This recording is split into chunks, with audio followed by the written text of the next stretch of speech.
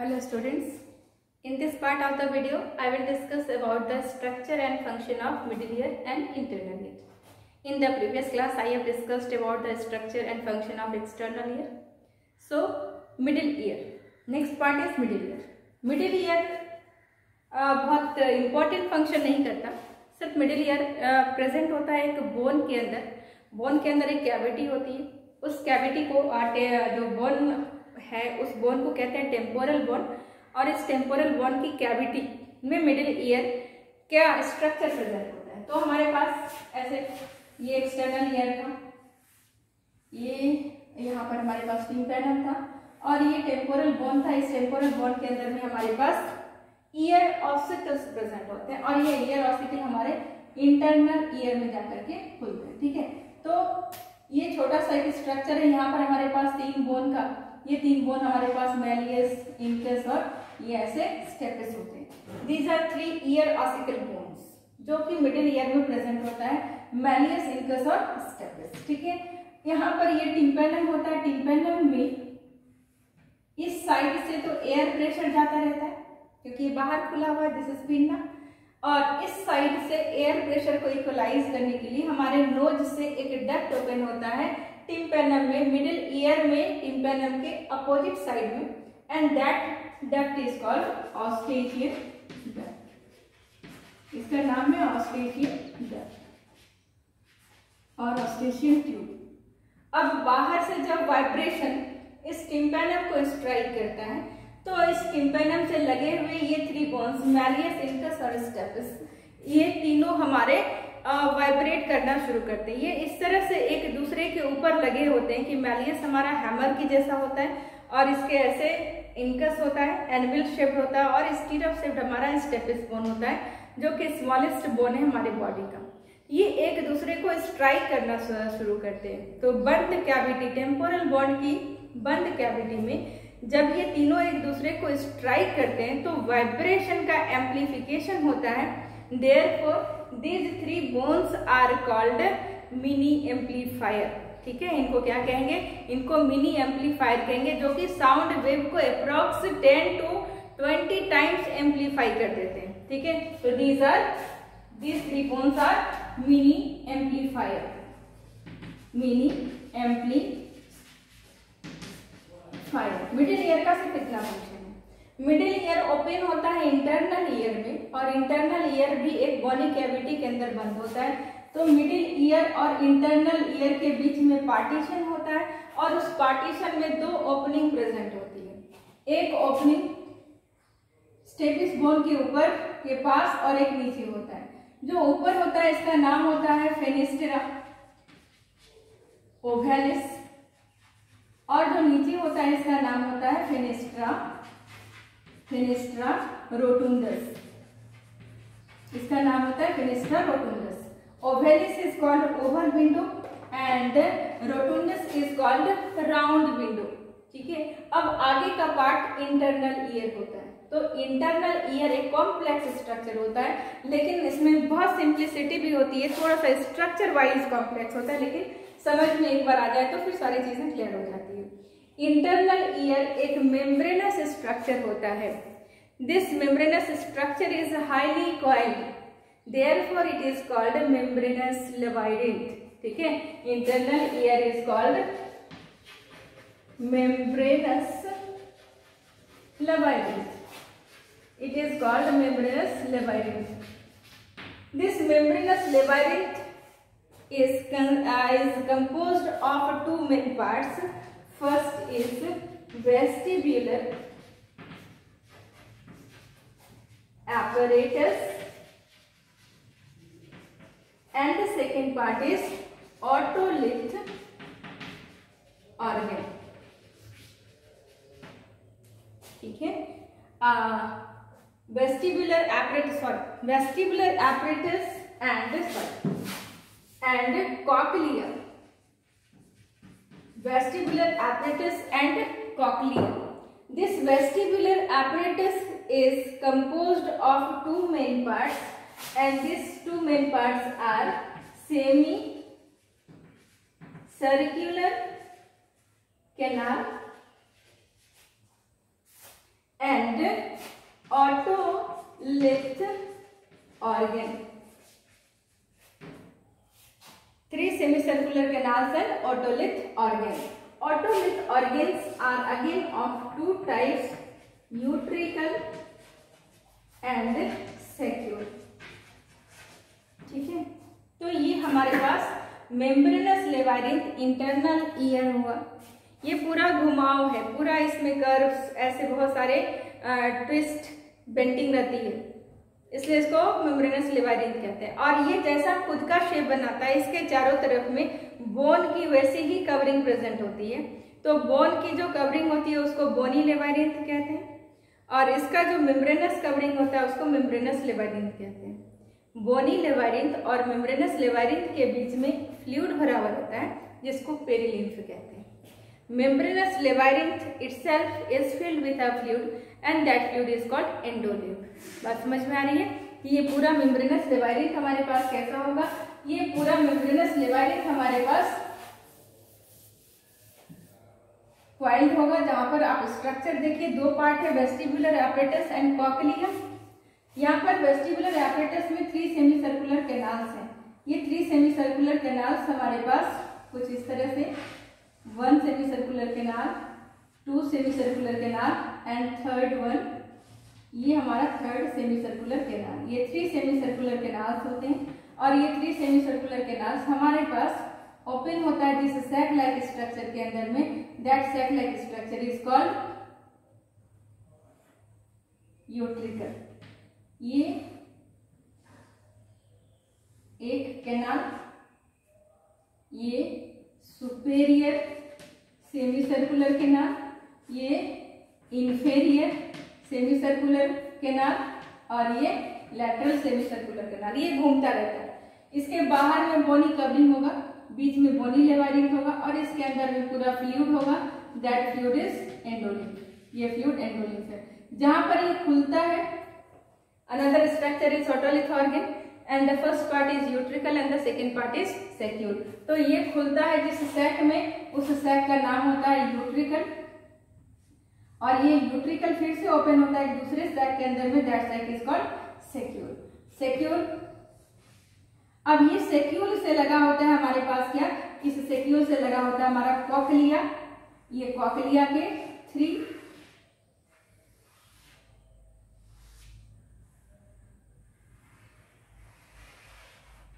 अब आप स्ट्रक्चर को थोड़ा वहां से कंपेयर करिए।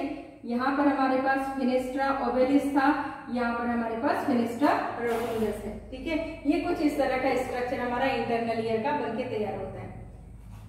ये जो सेमी सर्कुलर कैनाल है, जब हम हेड को रोटेट करते हैं तो हेड के हल्के फुल्के मूवमेंट में भी ये चारों तरफ से ऐसे रोटेट करना, बेंड करना शुरू करता है। ये ओपन होता है, जहाँ पर वो ओपनिंग हमारी थोड़ी सी स्वोलन होती है, फुली भी होती है, और इस स्वोलन पार्ट के अंदर में कुछ सेंसरी सेल्स प्रेजेंट होते हैं। जो सेंसरी सेल्स होते हैं, सेंसरी सेल्स किसको कहते हैं? ऐसे स्ट्रक्चर्स जिनका कनेक्शन हमारे ब्रेन के साथ होता है, उनको हम सेंसरी सेल्स कहते हैं। तो इनके पास सेंसरी सेल्स होता है जिसका नाम मैक्यूला होता है। और यूट्रिकल दूसरा स्ट्रक्चर है। और यूट्रिकल के अंदर ये this is utricle, upper is utricle, lower is saccule. इस सेक्यूल के अंदर, दोनों के अंदर एक एक सेंसरी स्पॉट प्रेजेंट होता है। दोनों सेंसरी स्पॉट को मैक्यूला कहते हैं।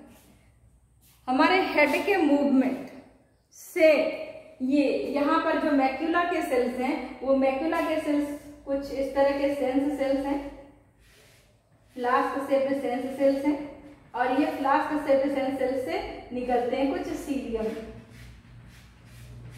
और सीलियम के ऊपर ऐसे एक जिलेटिनस सीट प्रेजेंट होता है, और इस जिलेटिनस सीट में ये सीलिया धंसा हुआ रहता है, और यहाँ पर कुछ सेंसरी स्पॉट्स होते हैं जिनको ऑटोकोनिया कहते हैं। ये ऑटोकोनिया होता है। ठीक है, जैसे ही आप हेड को रोटेट कर रहे हैं, हिला रहे हैं थोड़ा सा भी, तो ये fluid semi circular canal vibrate करता है, और ये पूरा जो जिलेटिनस सीट है, ये जिलेटिनस सीट हमारे पास वाइब्रेट करना शुरू करता है, जिसके कारण this otoconia is made up of calcium carbonate plus protein, ये बना है कैल्शियम कार्बोनेट और प्रोटीन का। ये कैल्शियम कार्बोनेट और प्रोटीन का बना हुआ ऑटोकोनिया अब स्ट्राइक करता है इस सीलियम को, और सीलियम हमारा डिपोलराइज्ड हो जाता है। डिपोलराइज्ड मतलब ये एक्टिवेट हो जाता है, अब ये फंक्शन करने के लिए रेडी हो जाता है। इंपल्स को ये रिसीव कर लेता है and this impulse is transmitted to nerve के थ्रू, ये हमारे ब्रेन में जाता है, जहां पर ब्रेन हमारे बॉडी के इक्विलिब्रियम को मेंटेन करने का काम करता है। तो this is the function of otolith organ otoconia macula, जो कि हमारे यूट्रिकल और सेक्यूल में प्रेजेंट होता है। ठीक है, तो ये सेमी सर्कुलर केनाल यूट्रिकल और सेक्यूल का फंक्शन हुआ कि थोड़ा सा भी बॉडी फॉरवर्ड डायरेक्शन में, बैकवर्ड डायरेक्शन में या रोटेशन कर रहे हैं तो हमारे बॉडी का पोस्चर चेंज होता है, जिसके कारण ये फ्लूइड वाइब्रेट करता है और सेंसरी सेल्स डिपोलराइज हो जाते हैं, और डिपोलराइजेशन का इंपल्स नर्व के थ्रू हमारे ब्रेन में जाता है, जहां पर हम बैलेंस को मेंटेन करने का काम करते हैं। ठीक है, तो ये था हमारा stato part. Hearing part is cochlea. Hearing part is cochlea. यहां पर देखिए कॉक्लिया का स्ट्रक्चर, 3 चेंबर है इस कॉक्लिया के अंदर। जो अपर चेंबर है, इस अपर चेंबर का नाम होता है scala, vestibule, lower is scala tympani and middle one is scala medium.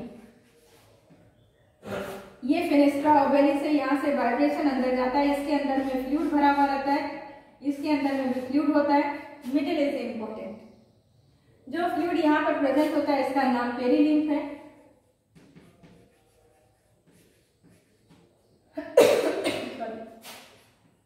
यहाँ पर भी पेरिलिम्फ है, और यहाँ पर जो फ्लूइड होता है इसका नाम एंडोलिम्फ है। ठीक है, अब इस मीडिया का स्ट्रक्चर में थोड़ा इनलार्ज करके आपको दिखाओ कि मीडिया कैसा दिखता है, स्केला मीडिया, क्योंकि दिस इज इम्पॉर्टेंट पार्ट। यहीं से हमारे पास हियरिंग सेल्स को दिखाना है, ये स्केला मीडिया को शो कर रहे हैं। इस स्केला मीडिया का जो रूप है, this is called Reissner's membrane, Reissner's membrane, और जो लोअर पार्ट है this is called basilar membrane, this is basilar membrane. इस रूप से लगा होता है एक gelatinous sheath, membranous sheath, that membranous sheath is called tectorial membrane. Basilar membrane से सेंस सेल्स लगे होते हैं, on these sense cells are organ of